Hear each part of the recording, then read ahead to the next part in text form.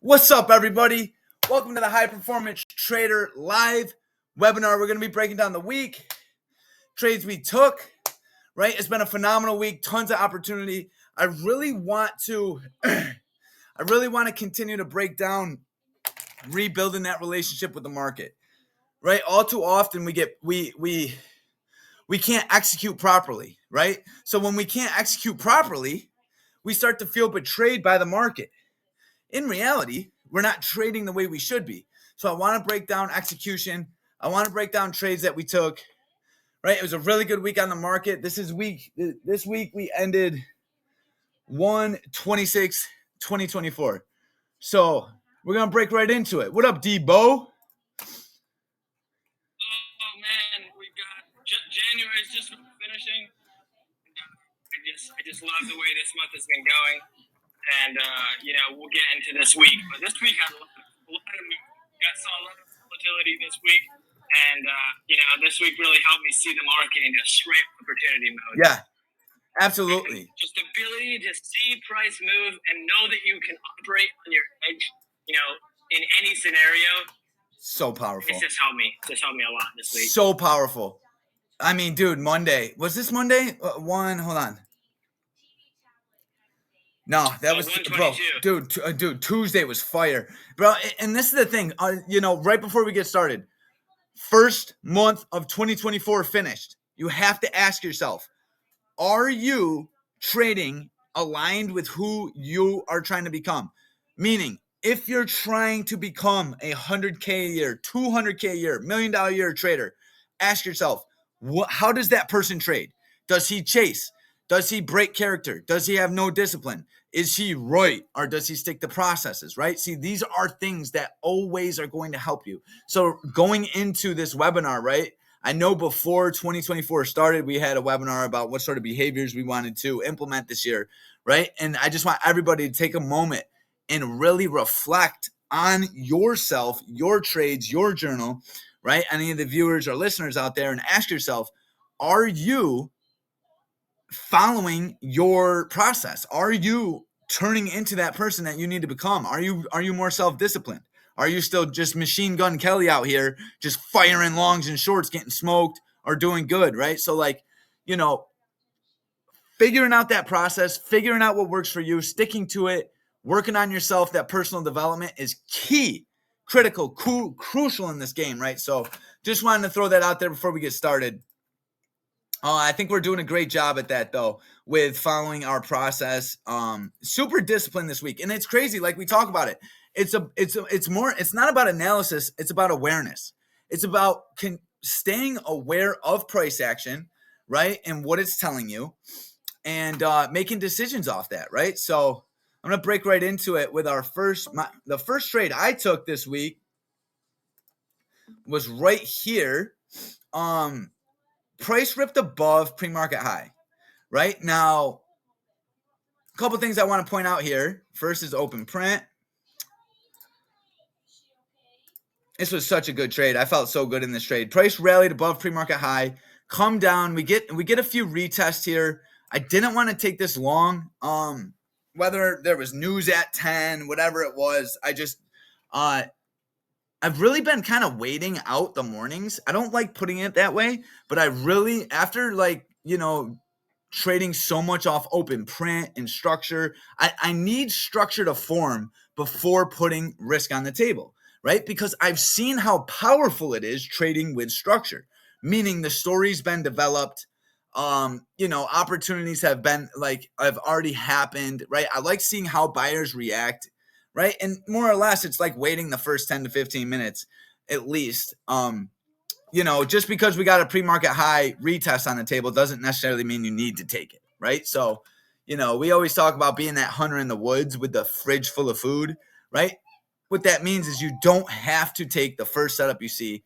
So that's kind of where my head was at. Price ripped into this 48521 level. We get this lower high. First thing I'm noticing here, though, is we got pre-market high. I got my eye on that 9 DEMA, and price is ripping up into this level. Now, the way I'm doing this in my mind is I'm just creating structure, right? I'm grabbing that high. We rip into this level, break that structure. So once that structure breaks there, right here on this candle, that's starting to introduce to me bearish conditions, right? Even though this is still bullish, we're still above pre-market high. This right here is just kind of updating in my mind that buyers weren't as strong as they could be, right? So at this moment, I'm still not really ready to put on a trade. I want to see how price reacts on this retest. Comes right into 485. Boom. And we get weakness. Now look at the 9 DMA here, right? Once price falls below the 9 and starts to respect the 9, this is really gonna help me understand. Like I don't want to go long here. I don't because sellers are respecting the 9. Then we break pre-market high, come up for that retest, right? This was a beautiful trade right here. I loved it. Comes right up for that retest. And notice, price respects the 9, right? So I was able to put on a short play really close to this 484.40 level. Stop right above it, right? Pre-market high being the stop. And another thing I love about this trade is I'll use the 9 not only to guide me down to my targets and below, but I'll use it as my stop. So if I enter this trade and the 9's like right above this green candle, my stop doesn't have to be far away. You know what I mean? My stop's probably literally in this scenario about 20 cents away, protecting me just in case buyers defend open print. So took that short, took price down, scaled out here, locking in that 1 to 3 we talk about, and then rip back down, scaled out here. And it's crazy. I know some people are going to be watching this like, no way, you scaled out in the 2 perfect candles. When price gets extremely extended from the 9, I scale out. And the reason being is because if it's super extended from the 9, there's a 9 out of 10 chance it's going to come up and retest that 9, right? So you have to ask yourself, what sort of instrument are you trading, right? I've been trading SPX. This, 40-cent pullback is going to cost me a lot of money, right? So, in reality, I'd rather just book profit and then, either re-enter or, in this case, I booked 30% of my position, booked the rest of my position, and kick the week off really strong on this trade. Really like that trade. And if you'll notice, that short right there, you waited until you saw somebody stopping out of their positions. And yes. I actually, in my journal, I went back over my trades this week, and there was one common factor between all of the winning trades, and that was that I waited to see somebody stop out of their positions. Whenever like that pre-market high rejection, there wasn't really anybody stopping out of their positions yet, and there was no real structure being built. But when we broke below whatever that pre-market high was and came back and retested it, that was the opportunity for all those buyers above pre-market high to stop out. Yeah. And that common factor between all of my trades is that structure that we always look for. Yeah. And I love to see. I took that exact same trade there. I also had phenomenal scale outs, which I don't always nail them that perfect. Yeah. But I scaled out half there and then half later in the day when we tagged pre-market low again. Yeah. But fire trade, right? Yeah. I love that trade. It's literally structure. People are always like, "Oh, you're a trader. How, you think you predict the market?" I'm like, "No, dude. I predict human behavior. I predict where people are stomping out. That's it." And like that whole philosophy that we use right there of, I'm getting in where people are getting out. It's helped me become so much more disciplined and patient, right? Like we were talking about in the morning. Yeah, we have a pre-market high setup here, pre-market high retest. But I'm not necessarily seeing people. I mean, I guess it's up for debate. You could say that these sellers are stomping out here, which is true. But understanding more of the story has just been really beneficial for me, right? Which, sometimes mean waiting, right? Do I wait too long sometimes? Yeah. But at the end of the day, I would rather be, patient than just super impulsive, right? So, yeah, that was a fire trade right there. I also like how it came back up to open print pretty much the rest of the day and could not get above it, right? Like that. Oh, my God. I remember that open print seller was just relentless. Dude, even when we got above him right here, it couldn't hold whatsoever. So, yep. just understanding those critical levels. You know what I mean? Just in what does marking that critical level for later in the week was clutch. Yes, I love that you just said that, because I've been doing that.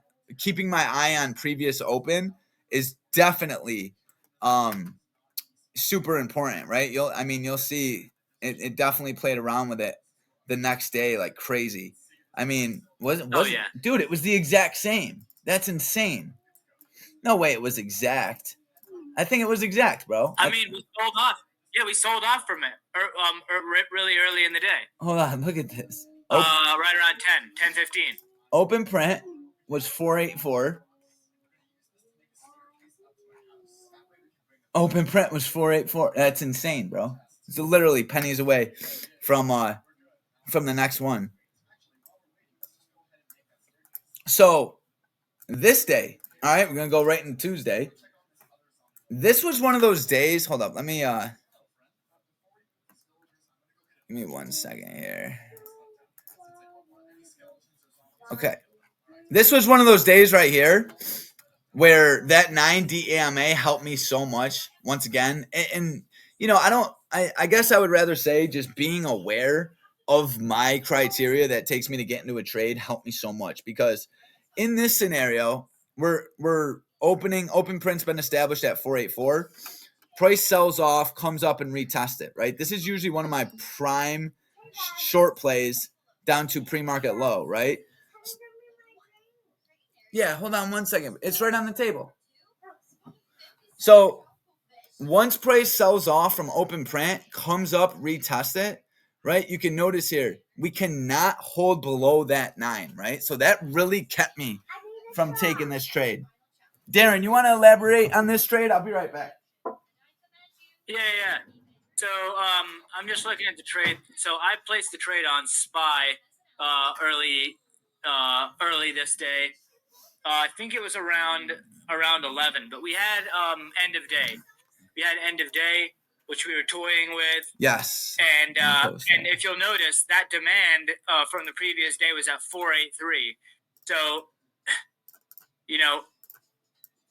it took us a while. It took us a while to sell off, but we were running into that same level at 484. And that's where we eventually sold off to the previous day demand zone. I didn't take a trade this day until right here. This was my first trade, right? And once again, going back to what we were talking about, like, you don't need to take your first, just because price is, struggling. End of days right here, open prints right here, right? This is literally what, 50 cents. So you're trading within the channel, right? My edge is not present at this point. I don't want to put on a trade. I don't see anything nice. So what do? Nothing. I'm patient. And then we finally get a breakout, kind of a breakout. End of day, there was a buyer there, but you could see there really wasn't like any, what I would call strength. And then we finally get below it. No retest, right? You don't get any sort of criteria to enter. So I don't make any moves.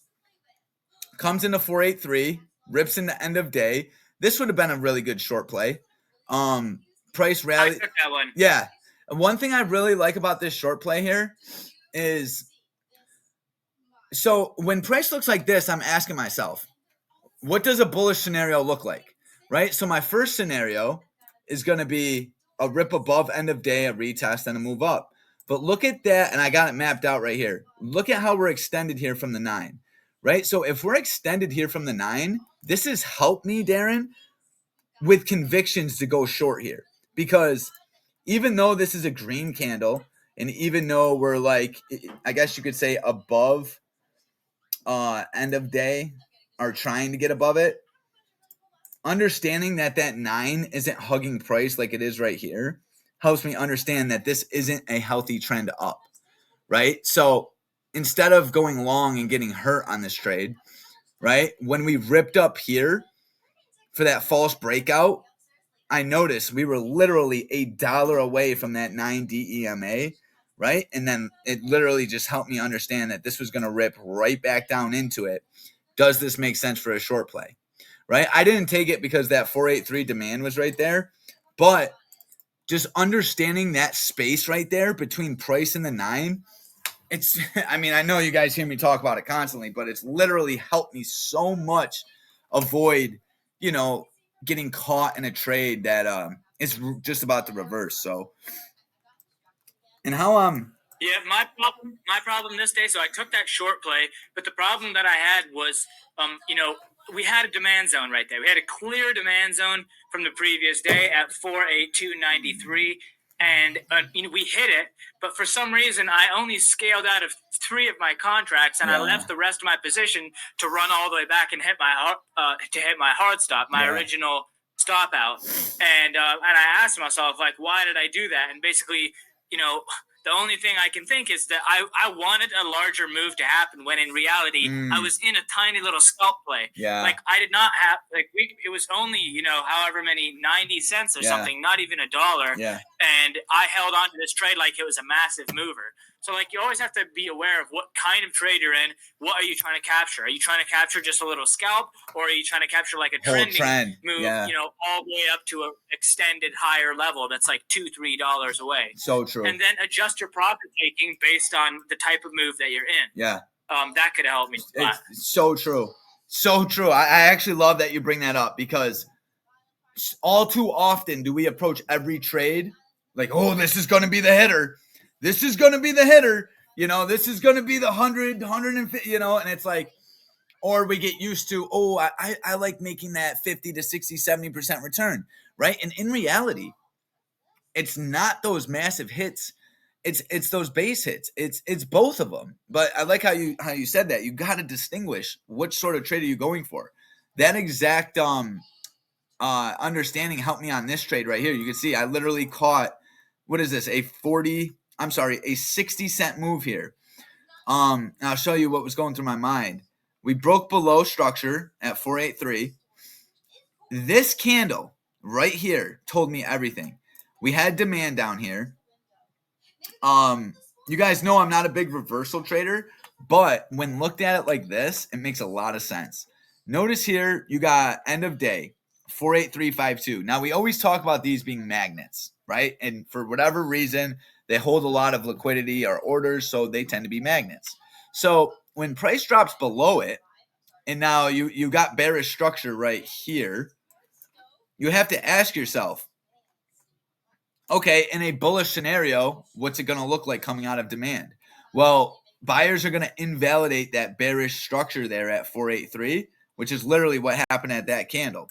So once I seen that happen, I'm like, okay, we sold off. And then that last minute, Darren, we sucked back up above 483. I'm in this long, right? Literally with my stop below this guy, targeting end of day, right? And then we literally ripped right up into it. Once again, you can notice when this candle opened, we were 483. We were a little extended from that 9.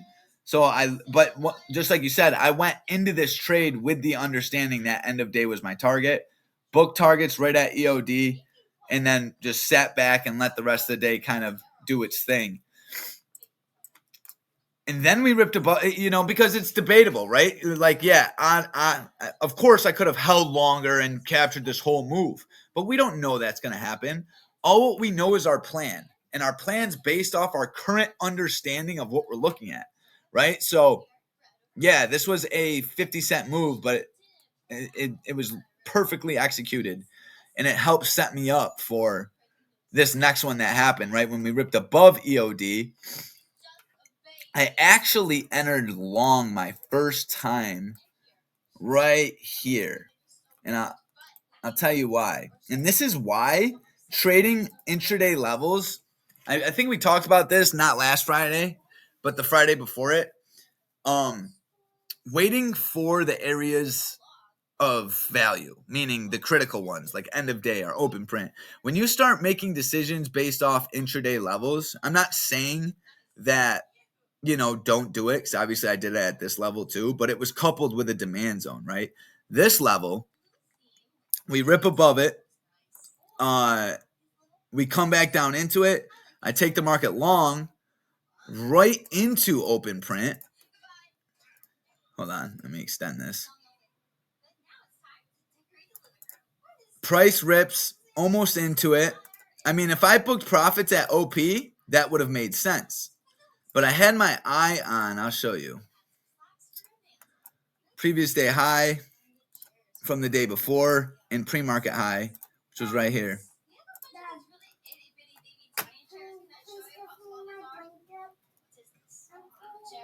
So basically, I enter this trade long, we rip up, and I get stomped out on this candle. Once I get stomped out of this candle, I'm like, okay, super extended from the 9. We're still holding end of day, right? Which I should have maybe waited for initially, but didn't take long to re-enter this trade right here on this green candle, targeting that pre-market high, right? So we ripped up. And I remember, I think a lot of us in the Discord were in this trade. It felt like open print was literally a wall, dude. It was like, I mean, look, right here, here, right? And in my mind, I'm going, dude, I'm still going to stick to my plan. I don't care, right? Like, even though I took this trade and it was an L, my plan wasn't really invalidated until we got below end of day. I remember, Darren, you texted me, you're like, end of day is going to be my stop in this, right? And I'm like, yeah, he's 100% right. And then price literally ripped right back into that structure from the candle before it. And this was a sick move, though. Boom. Oh my, yeah. I mean, that was like that was that open print seller for the last 2 days. That level getting broken. I knew it was going to come with some volatility because all of the all of the sellers that were underneath that level for the last 2 days accumulating orders stopped out basically all at once. Yeah. Boom. And caused that nap move up. Look at the volume. Boom. This trade was wild. This was a really good trade. And, so it's up for debate. Is this trade necessarily wrong? I'm not going to say it's wrong. And me and Darren were actually just talking about this before the webinar. Our job as traders is to manage risk, right? Like, we're going to see things that look good. We're going to want to take them. Whether or not they're wrong or right really isn't up. Like, it really doesn't matter. What matters is that you manage your risk properly. I literally took this trade long here, got stomped out here. I mean, could I have opened up my stop? Of course. But then I could have opened up to a bigger L. I would rather approach the scenario like, how much am I willing to spend here to see if this is going to rip in a pre-market high, right? Got stomped out. And that doesn't necessarily mean you can't re-enter the trade, right? So it was a really good trade, though. It felt like it was taking forever, though. I know it just looks like 1 hour here, but that was a really good trade. Yep, right off demand from Monday. Yeah, previous day low. Look at that. I love seeing this like this. Boom. Actually, it's a little inverse head and shoulders right there. Yeah. I never actually even noticed that. Yeah. But yeah. Look at, and that's what I love about those chart patterns, right? You got a bullish inverse head and shoulders here out of a demand zone. You got a bull flag here off end of day, right? And then obviously you get the breakout above open print. And I was looking at this. I was just going through my journal. I was like, could I have traded this any better? And in my mind, I'm going, once again, it's not about being better. It's just about being controlled and disciplined, and just putting on risk. And then when it doesn't go your way, you stop out. Like, I think especially with social media nowadays, like, we look at all these $1 million traders and we get this false sense of reality in our mind that, like, people are like, every trade needs to be this hitter.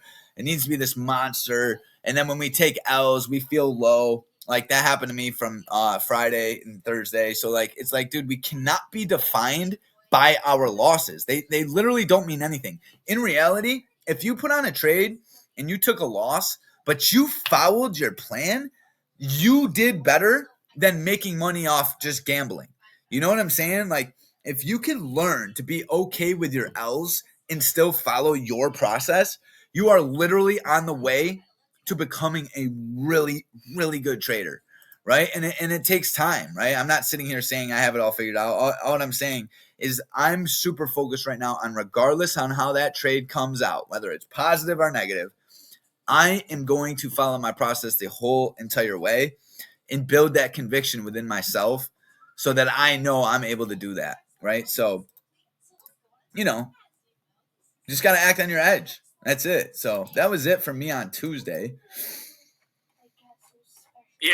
Wednesday. Yeah, after that one, I was done too. That was a banger. Dude, Wednesday, for me to really, I'm going to have to pull out SBX to dive into Wednesday because once again, it was a little different. And you'll see why. So Wednesday was a really cool day. I took 3 trades this day. So first thing I want to point out here, I'm just gonna chart it over here real quick. So once again, open print is going to tell you a story every single day, right? It's either going to be bullish or bearish. Now, we were gapping up significantly, right? So this right here is usually my short play, right? We get a break below open print. We come up for a retest. This is a perfect short play targeting the lows. Now, the reason I did not take that short, kind of like what we were talking about in the beginning, right? But the reason I didn't take that short, let me just check Qs. Because Qs was looking way more bullish. I mean, when SPY was breaking and retesting off open print, Qs was kind of it made this like higher low, right? So I just didn't take it. And like going back to what we were talking about, you don't need to take the first setup you see, and I've traded a couple bull markets before. And, I hope no one takes this the wrong way, but bull markets can get a little tricky, meaning there's a lot of liquidity snags and fake outs. So, just once again, you don't need to take the first trade you see, right? If something about that's throwing you off, it's your consciousness telling you, your intuition telling you to maybe sit back and wait. And in this scenario, that was that lower high right here on QQQ, right? It just Qs didn't really have the structure that I was looking for, so I just didn't take it. Okay, baby, go ahead. So then check this out, though. What's really cool over here on SPX is we break above open print, and we get this little candle of acceptance right here, right? And I just want to point out, I didn't take that trade. I should have, but check this out. When you're getting that bearish structure off open print, once it gets invalidated at this candle, you gotta be able to look at that and go, wow, okay, maybe these conditions aren't bearish as I thought. How can I get in this for a long, right? So I didn't like how price was below the 9. So once again, I just waited, and then price came up, defended this open level, right? So my first long was right here. Once we came in, and this is the trade I was telling you about, Darren, that was very similar to Friday's, is we broke above high of day. We came into it. We're super extended from the 9. This is where I take that market long, targeting that supply zone. Give me 1 second, guys. I'll be right back.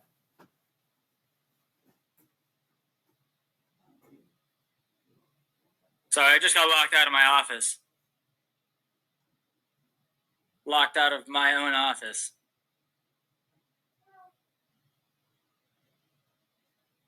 There you go, kid. There you go, kid. Thanks. All right, I'm back. JSAL's on daddy duty. All right, we're good. Sorry, Josh. I got locked out of my office for a second. All right, yeah, you're good.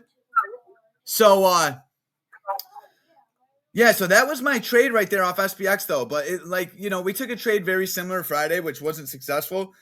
And I just kind of wanted to highlight here when, letting those buyers invalidate that open print helped me understand, right, that gap fill wasn't necessarily, like in a bearish scenario, sellers are gonna defend this all the way down to end of day, right? But instead, buyers invalidated that OP, right? We started to see that strength.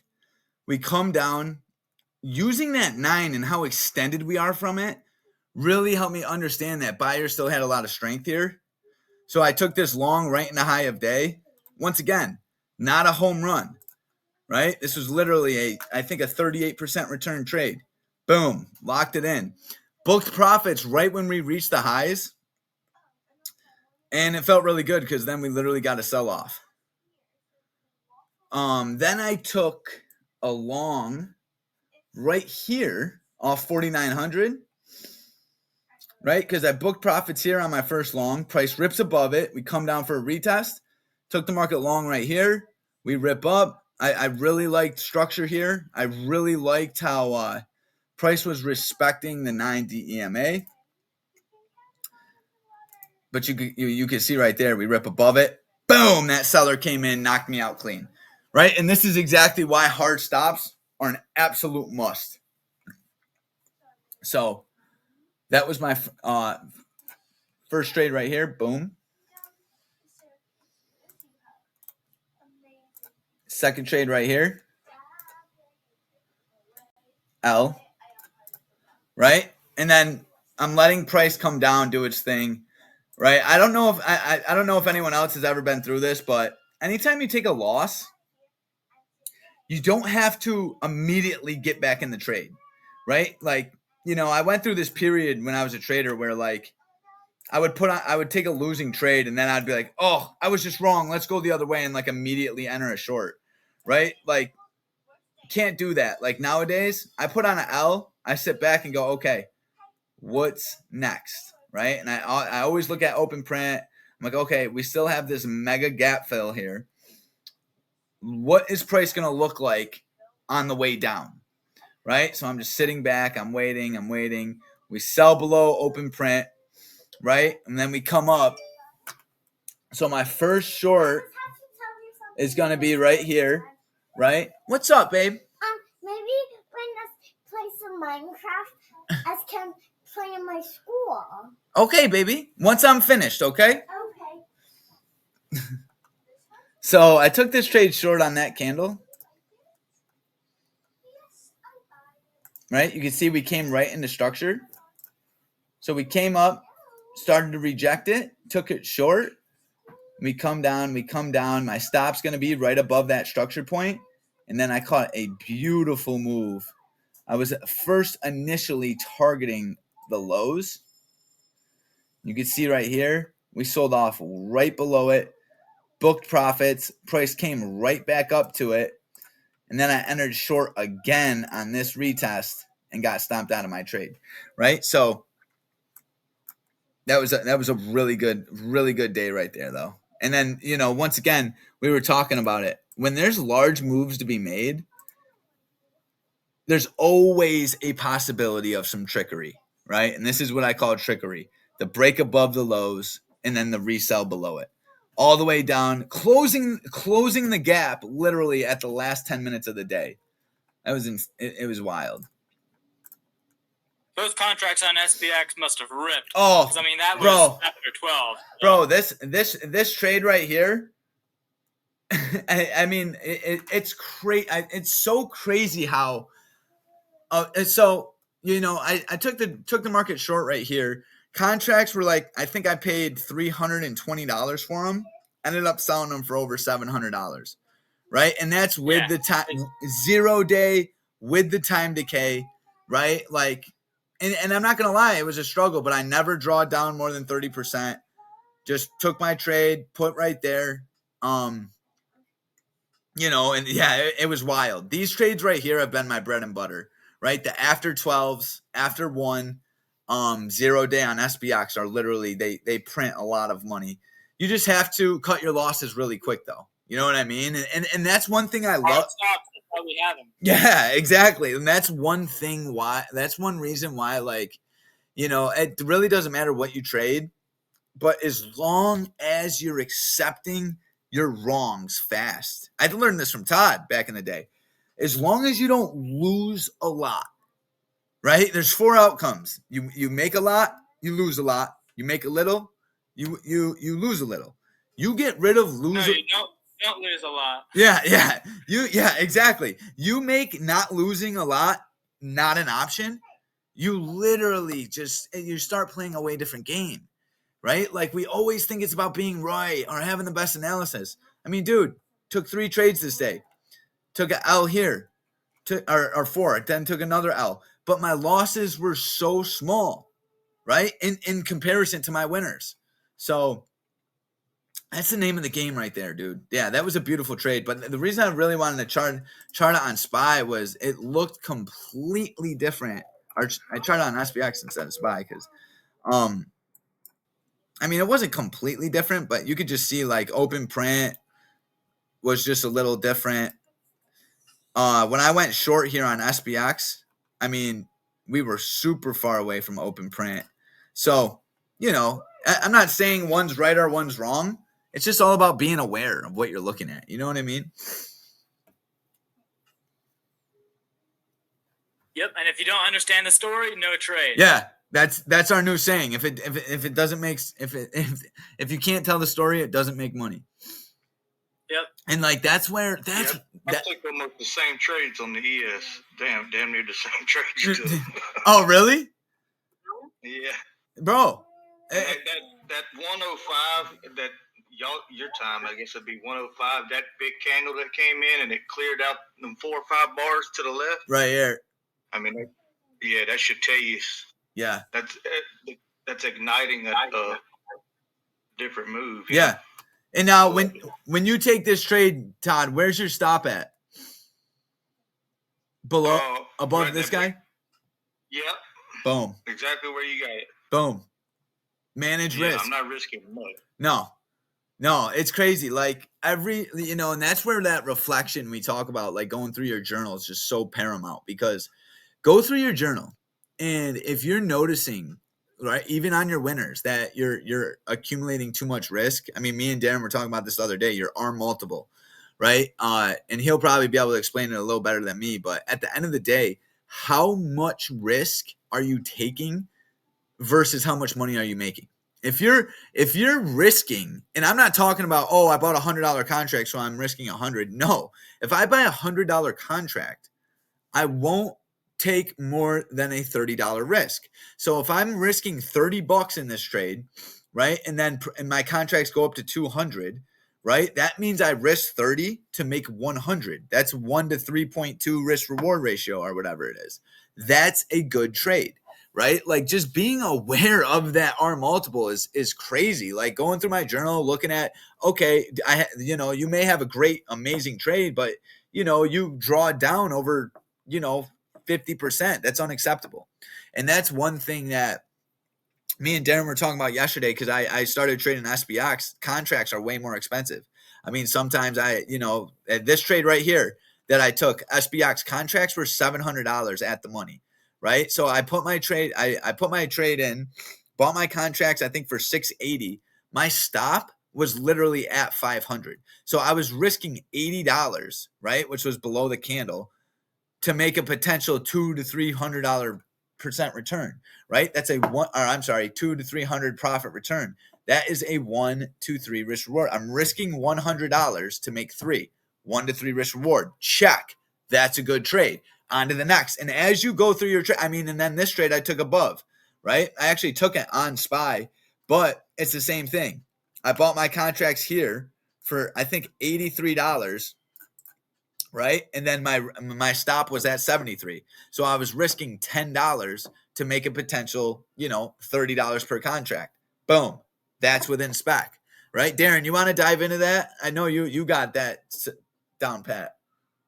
Yeah. I mean, it all comes down to just deciding what your average risk is going to be, per trade. And it doesn't matter how many contracts you trade. Right. You can do the exact same number, exact same cent amount of risk per trade. So for me, it's in between 15 cents and 20 cents per contract. So if I'm trading 1, I'm risking $15.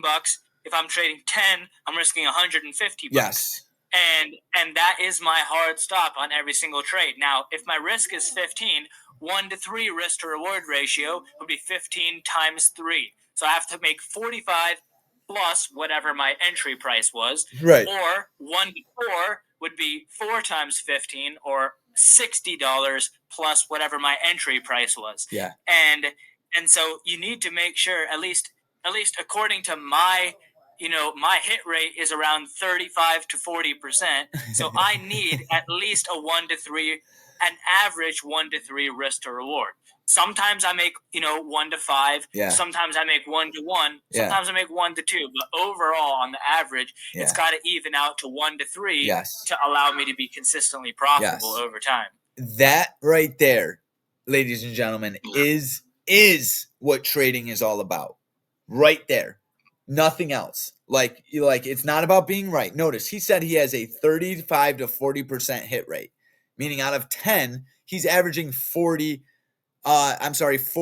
green trades, but his green trades are they're within spec that he is consistently profitable. See, we get so focused on, I had a good trade. And I'm talking to myself here. I get so focused at times. I had a red day. I had a red trade. Listen, this game it's just like poker, right? You can't win every poker hand. It's not even the game. If you sat down at a table right now with your friends and you played poker and you lost a hand, are you going to be bent, sick about it? No, you're going to play the next hand. You're going to play the next hand. You're going to play the next hand, right? And we can't control if price moves in our way. What we can control is how much we lose and how much we make, right? So, no, you highlighted that perfect, Debo. That is literally the game. Once you start looking at once you look at the game that way, this game just starts to really change. And it's not easy. Like, I get it. Like, no one wants to lose money. I had 2 red days this week, right? It sucks. But what did I learn from them? You know what I'm saying? What did I lose any more than what our multiple requires? No, I didn't. You know what I mean? I like that 150 number, Darren. I like keeping my losses anywhere from 100 to 150 as well. So, yeah, I mean, and if you think about it, if your contracts on SPX are, what did you say, 700? Yeah. 150 divided by 700, that's 21% risk. Yeah. So you're not even risking 30% of your position, and you're still obeying that 15 that risk, that same risk that you do when you trade SPY and QQQ. Yeah. And I think that's why it's been working so well, because I'm risking way more on SPX and I'm making way more on my returns, right? Like, multiple times this week I had returns over 100%. And that right there is, once again, the game of consistency, right? Like, it's crazy. I used to be so focused on my hit rate. You know what I mean? And it's like, listen, stop focusing so much on how many green trades you had and just focus on that R multiple. I mean, like that Umar talks about it, right? That dude is amazing. And it's literally, that is the key. Not enough traders are out there talking about it, right? So, but if you think about SPX and you think if your hard stop is always at $150, if your risk is the same and you have a hard stop there, it's going to get you out. So your losses are going to be the same every time. No matter what. With SPX, it moves. Yeah, but SPX moves so much faster. I did some math on how much they moved, and later in the day, they moved crazy, bro. almost twice as much SPX moves as SPY. Earlier in the day, it only moves like 50% more than SPY. Yeah. But towards the end of the day, it's almost moving double. It rips. And it's crazy. Like if your losses are the same, but your wins are going to be double that. Yeah.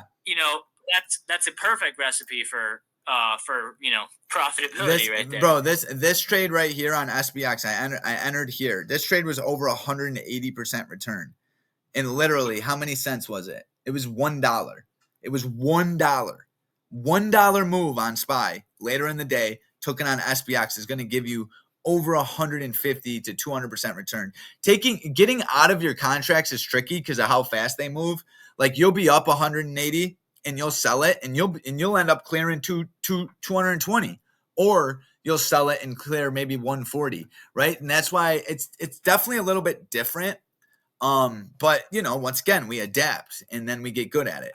So yeah, it's crazy how I'm gonna start paper trading SPX so I can get used to it, see how the contracts move. It's wild, and see if it, if I can carry over the same risk. But it seems like it would be very beneficial. Yeah. Oh, it's crazy. I mean, I've been trading for a pretty long time. I never traded SPX. I just wanted to stick to what I was good at, and then I started trading those contracts. And I think I started about 4 or 5 months ago, but I've been going really heavy every day on it so far in 2024, and I love, just like what we talked about, when you lose, I only lose 100 to 150, but when I win, the upside potential is insane. So it's like, you're taking the same risk that you would be on SPY, but your wins are double. So it's really cool. It's really cool. All right, so Thursday, let's dive right into Thursday here. So okay, let me go over here. Thursday, I took this trade right here off. So Thursday, I was getting my teeth done, right? And I wasn't able to get in front. I wasn't really able to do a pre-market plan because I had to be there around 8:45, right? And then I get back from getting my teeth done, and I get in front of the market. The market looks just like this, right? We're breaking off of SPY's open print, and then we're ripping up into it, and then we rip down below, and then we come below open print right here on this candle. I took the market short right here at this on SPY. It's right here at 487.17. Once again, rip above it, stomped out extremely quick, right? So going back to what we were talking about, took $150 L here, right? Not even. It was, no, yeah, it was 150, but still capped my loss extremely quick. Would have I done anything different this trade? I mean, I don't know. It was ripping below. It was respecting the 9. Just happened to be in a demand zone. One thing I did notice, and I don't like getting too analytical about my losses because, if you have an edge that works, you just, it's important to repeat it. But I wanted to point this out to you guys, though. On the 15-minute, when the market looks like this over here on the right-hand side, we're super extended from the 9D EMA. So I was going short, like right around here. Notice how extended we were at this point in time, right? Now, it's up for debate. You know what I mean? I don't know. I'm going to be looking at this a lot more on a lot of my trades to see. Because if I'd have waited for price to get back aligned, or for the 9D EMA to catch up, you could see it would have been a lot different. So this is something I'm going to be looking into as far as like when I'm going for these short below low of day plays for the gap fill, just to become more aware on larger time frames where the 9's at, because it's crazy, but anytime you're extended from that 9, it usually means we're going to come back up into it. So, I mean, notice the difference here. We're extended almost 80 cents from the 9. We come right back into it. Right here, the 9's literally right next to it. This on the 15-minute. And then we do end up getting that move to the downside, right? So that's something I'm going to be looking at right there. But yeah, that was that trade. And then, so that pop on QQQ was crazy. I ended up taking that short on QQQ, but we broke above open print, with a certain amount of volatility, and I took it long, and I scaled out of that long. I scaled out 30%, and I stopped out, for a green trade, even though I think I only made like $50 on the trade. Still. But then I reversed my position immediately when I realized that I had been tricked with the liquidity grab, and then I caught an insane move down. Oh, nice. That's that right there is how you read the story. That right there, right, is like, we talk about it all the time, 50-50 perspective. If you're trading these critical levels and you go long and it doesn't work your way. Well, there's only buyers and sellers in the market. So if buyers aren't controlling it, usually it means sellers are. It's a fire move right there. I had my eye on that too. You can see we had this nice little trend line right here. Yeah, that's what I was watching. Bam. Yep. A little snap above it, grab the liquidity, boom, breakdown. Mossy trades would have been proud of me. I think she uses trend lines a lot. Just gets in immediately. Break trend, get in. Yeah, exactly. And that right there is a prime example of her our multiple is probably phenomenal. You know what I mean? Because strategy is like, obviously you need a good strategy, but I mean, we all see these traders on Instagram. They don't have this like golden nugget strategy out there. They're just really good at managing risk. I mean, exactly. Dude, she trades 10 contracts on SPX. I mean, oh, that's crazy. Her hitters are literally 10 to 20 grand and her losses are around 4,000. So it's like, yeah, dude, it's the game right there. Yeah, it all comes down to risk management. What's up, Todd? I took that 10:30 candle dark up off the 2 minute. Right here. Yeah, just because when I see it, it's kind of like the PT pattern, but when it breaks that hard and the body of that candle closes and knocks out 4 or 5 candles to the left of it, I like that. Yeah. And like you said, on the 15 minutes extended from the 9. Yeah. I'll scalp that. Yeah. See, so Todd, you do the same thing. That 9 is literally how like it's been my best friend lately, and yeah, it's just being aware. I use it on the 2 minute too. So it's sort of the same way. Yeah.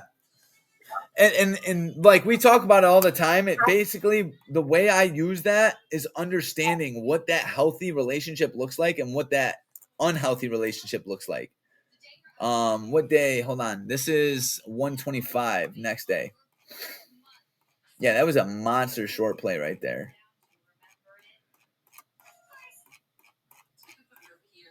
It's kind of risky, but if you keep your wrist tight, I mean, that's it. It can't hurt you. Yeah. Yeah. Well, exactly. I stopped trying to. When I think about, I got to be good on my entry. I started working from a stop loss up point instead of an entry point. Yes. So I got to think. I'm thinking if I'm going to enter this, I first look and see if I can keep my stop tight, and if I can, I'll take it. Yeah. So I'm trying to. Work from a stop loss point of instead of an entry. Yeah, instead of a point. Yeah, a stop loss perspective. Yeah, that's what Dr. David Paul, R.I.P. That's what he goes. He goes, learn to put your entries where others are putting their stops. That's also a great way. I think Darren, you capitalize on that perfect on that short play because you literally went long, and you're like, oh, hold on. It's you scale out, boom, you get knocked out, and then you're like, oh, dude, what better entry for a short? You know what I'm saying? And then this thing, boom, just took it all the way down. Yeah, I'll be honest, I don't reverse my position that often. I know on TradingView there's literally a button where you can click it and it reverses your position immediately. No way. I think TLS has that. Oh. Yeah. I actually know it does. I don't think it does. I don't know. That's dangerous. If you ask me, that's kind of dangerous. I very rarely will reverse my position like that. Like we were talking about earlier, I don't always like to get in as soon as I'm stopped out. This was one of those scenarios where me stopping out basically told me the story of what was happening to me and a lot of other people. Yes. And so I just got back in. The biggest thing I want to point out here is the break of structure, right here. Like when the market looks like this, right? And this is what I call weakness. Like, you guys will hear me say, that demand zone looks weak. That's what I'm talking about, right? Where you got this 47244 level and we're breaking below it, now closing below it. Notice the 9, it's being respected, right? You got that low, that, it's broke structure. Once structure breaks, it's telling you something.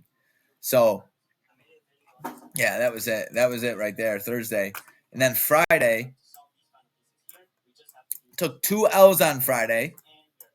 Let me whip out SPY.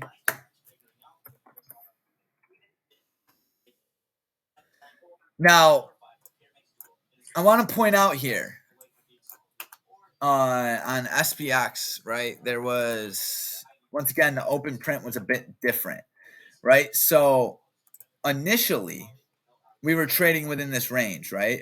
We talked about it pre-market live. Previous day high, end of day, right? We rip above it, rip into it, rip below it, and now we're coming into open print, right? Now, a couple things I want to point out.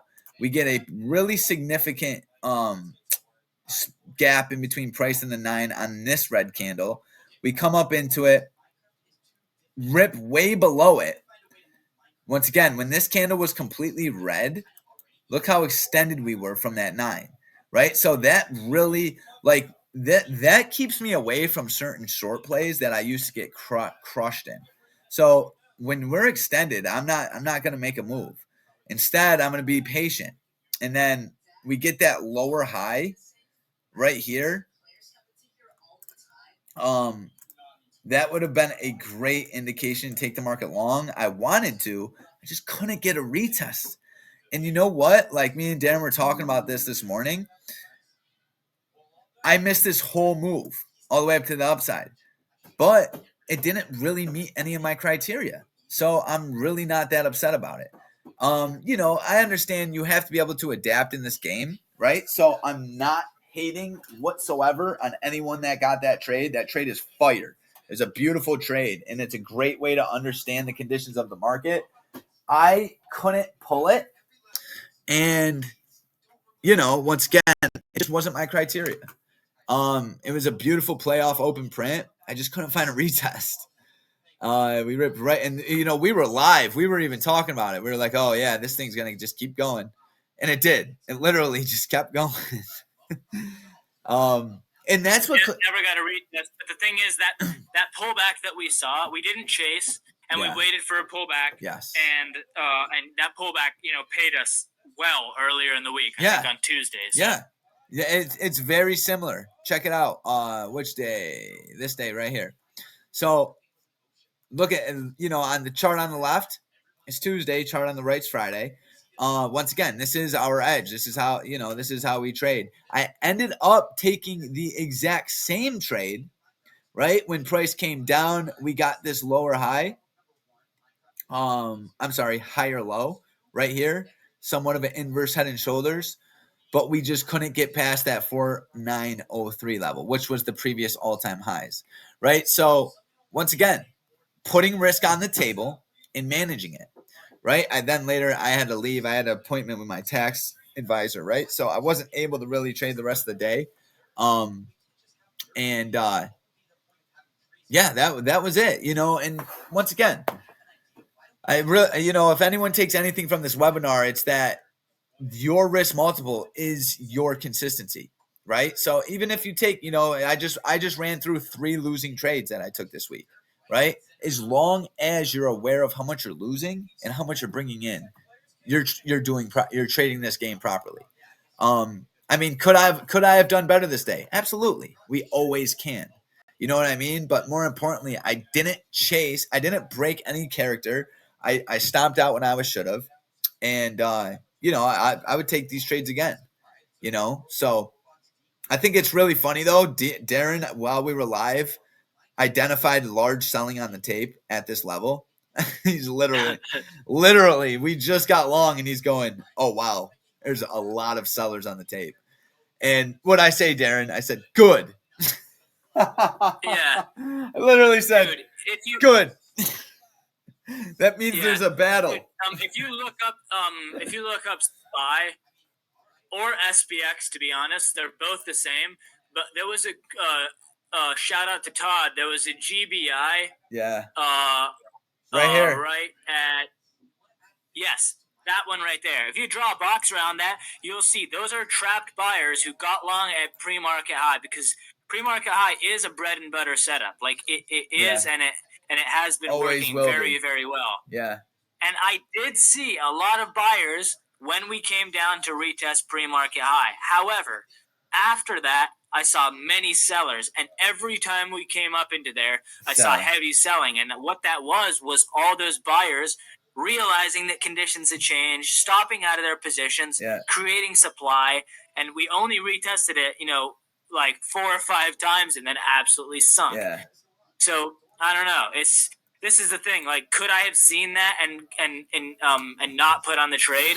Yes, but on the other hand, you're always gonna see something that's going against your analysis. Exactly. If that's how you operate, you're gonna end up never putting on a trade. And that's why there's such a thing called risk. Yes. Where if there was no risk, like, this game would be completely different. Well, that is the risk. Yeah. That's the risk I was willing to take on that trade. Yep. And I stopped out. It's how it goes. Yeah. Absolutely. I mean, we were talking about it earlier too, right? It's like, I'm more proud of the fact that I identified it, a scenario and seen it through. You know what I mean? Losses are going to happen. Honestly, with every loss that happens is just a chance to learn something more and better. So overall, I love this setup. I definitely trade it again. And, and it just shows because I literally ended up putting on the exact same trade. Was I trying to be right or be correct? Who knows? Probably. But at the end of the day, as long as your risk is in check, you did what's right. It's wild because once I put on the trade again off previous day high, I literally had the exact same stop in, price ripped right in. This one was definitely tricky. Check it out. I mean, I'll do it over here on SPX because there's less lines. But you literally get, you have this area of value right here between end of day and PDH. You get an inverse head and shoulders out of it, left shoulder, head, right shoulder. You close above the 9 right here, which is one of my main entries. I mean, there was tons of reasons to take this trade. And Darren, what have we been talking about lately? Like, you said it perfect. You'll always find a reason to not take the trade. There's always going to be a reason, right? And the next thing you know, you get analysis paralysis that we talk about, where you're so overthinking it, you can't put on anything. So hindsight's 2020. It's always going to be, oh, well, I should have seen this or that. In reality, you could watch the live footage. We identified an edge, we put on risk, and then we kept it moving. So, I think we traded it extremely well. And then it yes, exactly. I'm happy with how it went. Yeah. And look, we're learning from it right now. Exactly. So that's the main thing. And the other thing that's good is we didn't get smoked.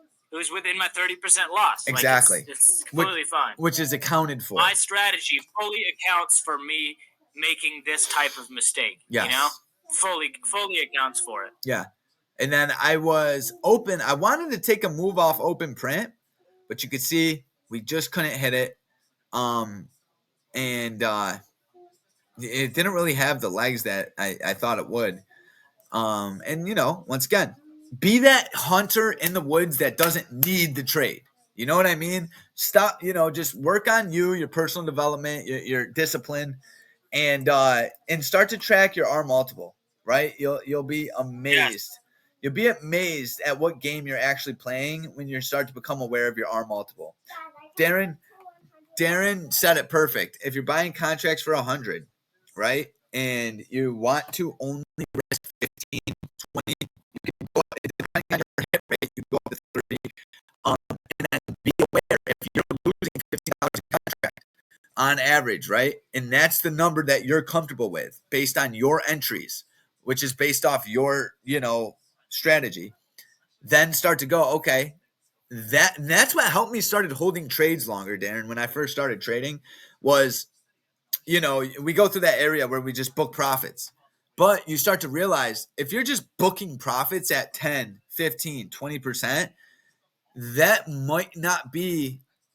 may be the reason why you're not consistent, because that 10, 20, percent isn't enough to account for your R multiple.